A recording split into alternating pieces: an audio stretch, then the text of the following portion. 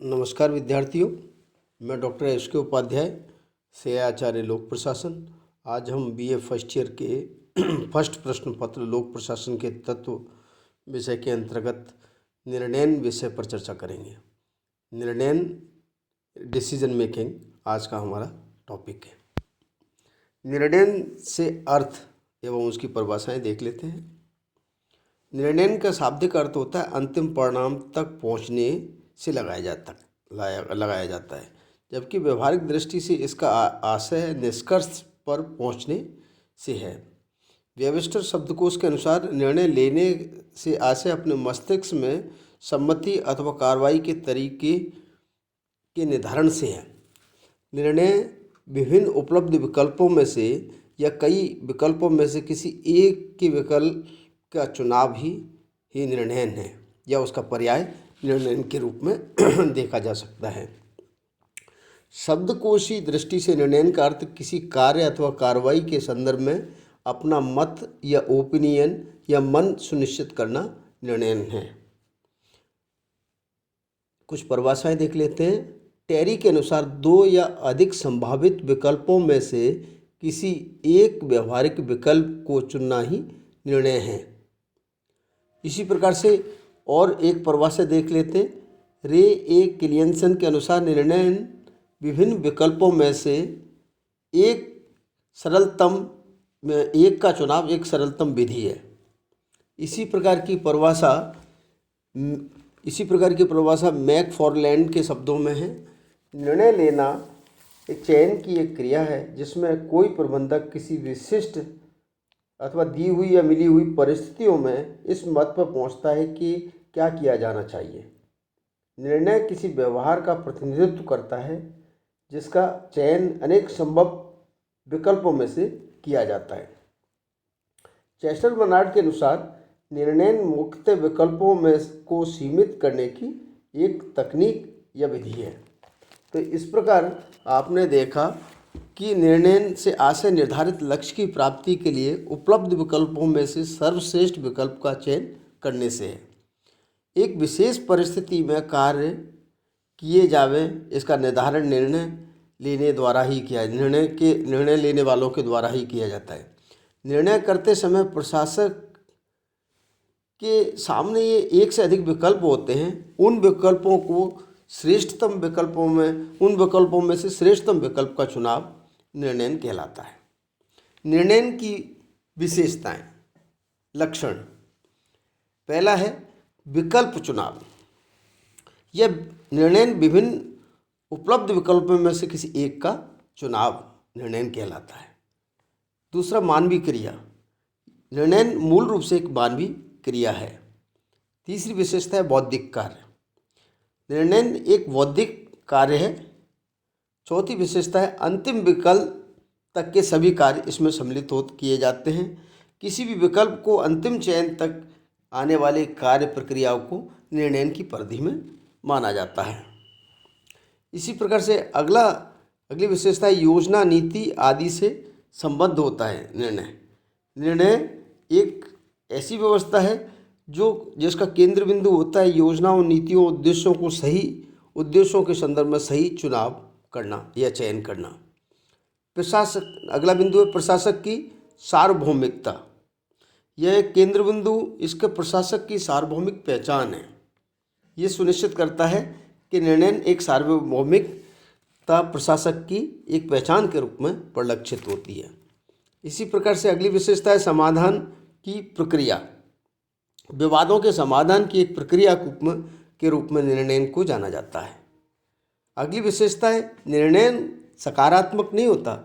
निर्णय लेना सकारात्मक नहीं होता बल्कि नकारात्मक भी होता है। कई बार देखने को मिलता है कि निर्णय नकारात्मक भी हो सकते हैं। उद्देश्योन्मुखी। निर्णय हमेशा उद्देश्यों को समावेशित करते निर्णय लिए जाते हैं, क्योंकि उद्देश्यों को प्राप्त करने के लिए ही निर्णय लिए जाते हैं। और अंतिम है विकल्प चुनाव की स्वतंत्रता। उपलब्ध विकल्पों में से एक विकल्प चुनने के लिए स्वतंत्रता होती है प्रशासक को या निर्णयकर्ता को कि स्वतंत्र रूप से वो कौन से उचित विकल्प को सर्वोत्तम विकल्प को चयन करें। निर्णय प्रक्रिया के चरण।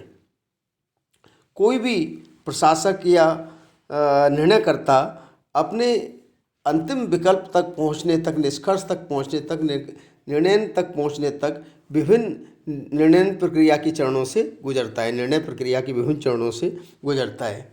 निर्णय प्रक्रिया के निम्नांकित चरण हैं। पहला है उद्देश्य का निर्धारण।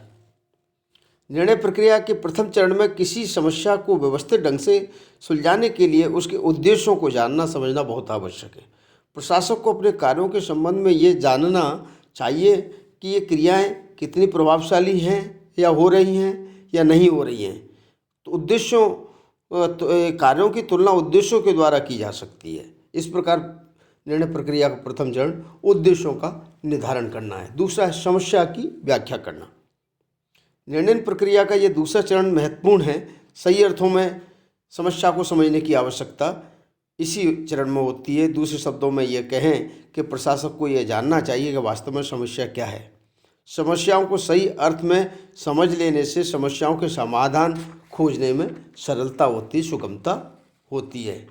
चेस्टर बर्नार्ड इस संबंध में यह कहते हैं कि समस्या की व्याख्या करने से पूर्व उसके किसी भी समालोचक तत्व को ज्ञात कर लेना, क्योंकि समालोचक तत्व ही निर्णय का केंद्र बिंदु है।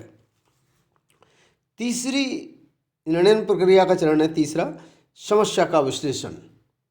समस्या की स्पष्ट व्याख्या और परिभाषा के बाद निर्णय प्रक्रिया का यह चरण समस्या को विश्लेषित करता है। यदि समस्या बड़ी है तो उसको कई भागों में विभक्त किया जाता है, उसके प्रत्येक भाग का विश्लेषण किया जाता है। इसके लिए समस्या के प्रत्येक भाग को पूर्ण और व्यवस्थित रूप से अन्वेषण किया जाता है। ये एक महत्वपूर्ण चरण है।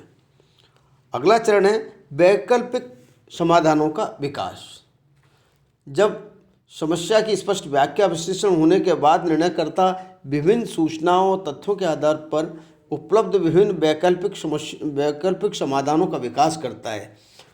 इसको हम एक उदाहरण से समझ सकते हैं। यदि समस्या किसी वस्तु या विक्रय की है तो उसके लिए कई विकल्पों का चुनाव किया जा सकता है, जैसे माल प्रत्यक्ष रूप से बेचा जाए या मध्यस्थों के माध्यम से या डाक द्वारा प्रत्यक्ष रूप से विक्रय किया जाए।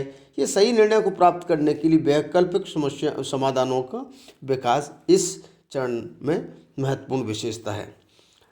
अगले जो निर्णय प्रक्रिया का चरण है विकल्पों की छंटनी। विभिन्न वैकल्पिक समाधानों के विकास करने के बाद इन विकल्पों का निर्णय करने की दृष्टि से मूल्यांकन करना भी निर्णय प्रक्रिया का ये चरण होता है या अगला चरण है।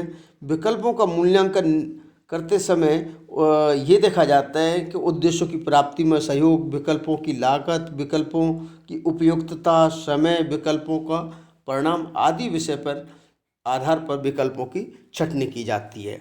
और फिर इसके बाद होता है सर्वश्रेष्ठ विकल्प का चुनाव।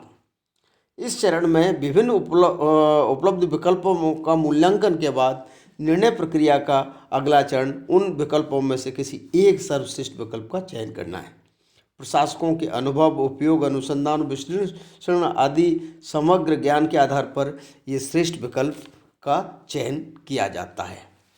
सर्वश्रेष्ठ विकल्प के चयन के बाद निर्णय प्रक्रिया का अगला चरण होता है निर्णयों का क्रियान्वयन। जब किसी समस्या के समाधान के लिए कोई निर्णय ले लिया जाता है तो अगला चरण उसको कार्य रूप प्रदान करने का होता है। प्रशासक को इस प्रकार के प्रयास करने चाहिए कि चुनी हुई कार्यविधि सुचारू रूप से लागू की जा सके। निर्णयों को जिन लोगों पर लागू किया जाना है उनकी सम्मति या सहमति लेनी चाहिए। कर्मचारियों को इससे कार्य करवाना, उन पर आवश्यक नियंत्रण रखना, निर्णय के लिए संचार व्यवस्था करना इत्यादि कार्यों के लिए निर्णयों की क्रियान्वयन की आवश्यकता होती है। और अंतिम जो चरण है निर्णय प्रक्रिया का वो है प्रतिपुष्टि और नियंत्रण। जब किसी चरण को कार्य रूप प्रदान कर दिया जाता है तो प्रशासक को चाहिए कि वो निर्णय के प्रभावों का मूल्यांकन करे, उसके संबंध में सभी आवश्यक सूचनाओं को एकत्रित करे। साथ ही साथ प्रशासक को चाहिए कि वो उन क्रियाओं पर नियंत्रण भी स्थापित करे जो कि निर्णय को कार्य रूप प्रदान करने के लिए की जा रही हैं। निर्णय के प्रकार मुक्त है, निम्न है। पहला है कार्यात्मक अकार्यात्मक निर्णय।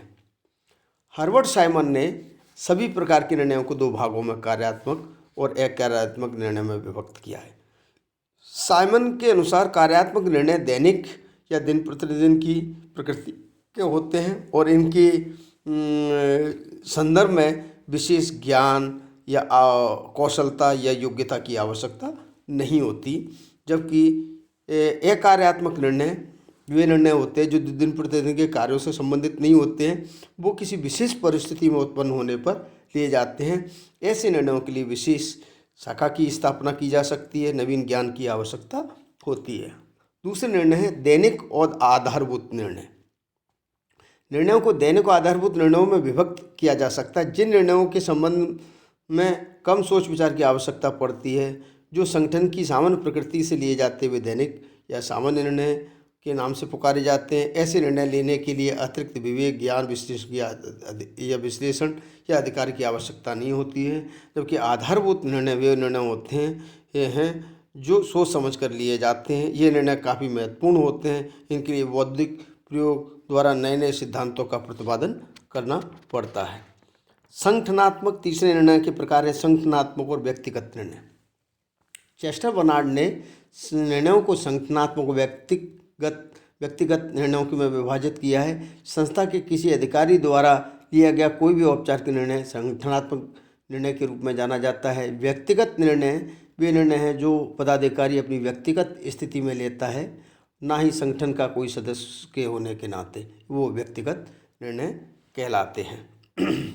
अगले निर्णय हैं नियोजित व अनियोजित निर्णय।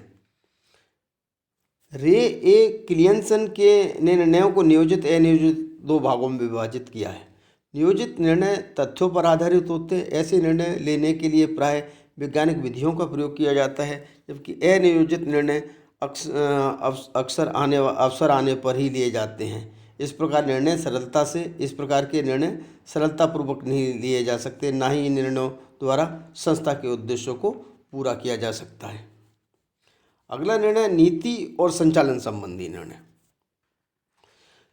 नीति संबंधी निर्णय वे निर्णय होते हैं जो संस्था के आधारभूत नीतियों से संबंधित होते हैं और उच्च प्रशासक वर्ग द्वारा लिए जाते हैं। संपूर्ण संस्था को प्रभावित करने वाले निर्णय जैसे कर्मचारियों को लाभांश देना, उनकी दर का निर्धारण या इत्यादि विषयों से संबंधित होते हैं, जबकि ये महत्वपूर्ण निर्णय होते हैं, ये नीतिगत निर्णय होते हैं। दूसरी तरफ संचालन संबंधी निर्णय जो निम्न प्रशासक वर्ग के द्वारा लिए जाते हैं। नीति संबंधी निर्णयों को कार्य रूप प्रदान करने वाले निर्णय संचालन संबंधी निर्णय ही होते हैं। संचालन संबंधी निर्णय सामान्य रूप से निर्णय लेने वाले के कार्य व्यवहार को प्रभावित करते हैं, जबकि नीति संबंधी निर्णय व्यक्तियों के कार्य एवं व्यवहार को प्रभावित करते हैं। अगला और अंतिम जो निर्णय का प्रकार है वो है नीति, प्रशासकीय और कार्यकारी निर्णय। प्रशासकीय संगठन के लिए लिए जाने वाले निर्णयों को अर्नेस्ट डेल ने 3 भागों में विभक्त करके बताया है। नीतिगत निर्णय, दूसरा प्रशासकीय निर्णय और तीसरा कार्यकारी निर्णय।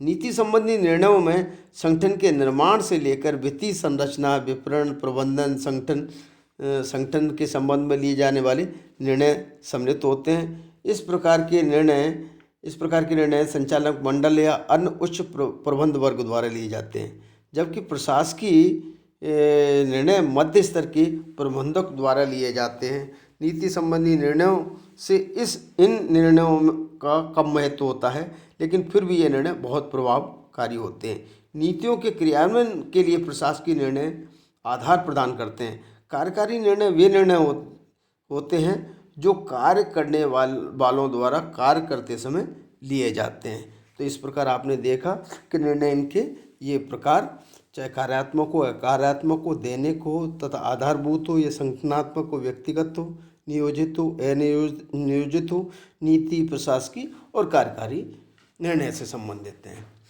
इस अगले वीडियो में हम निर्णय के दूसरे शेष भाग का अध्ययन करेंगे। धन्यवाद।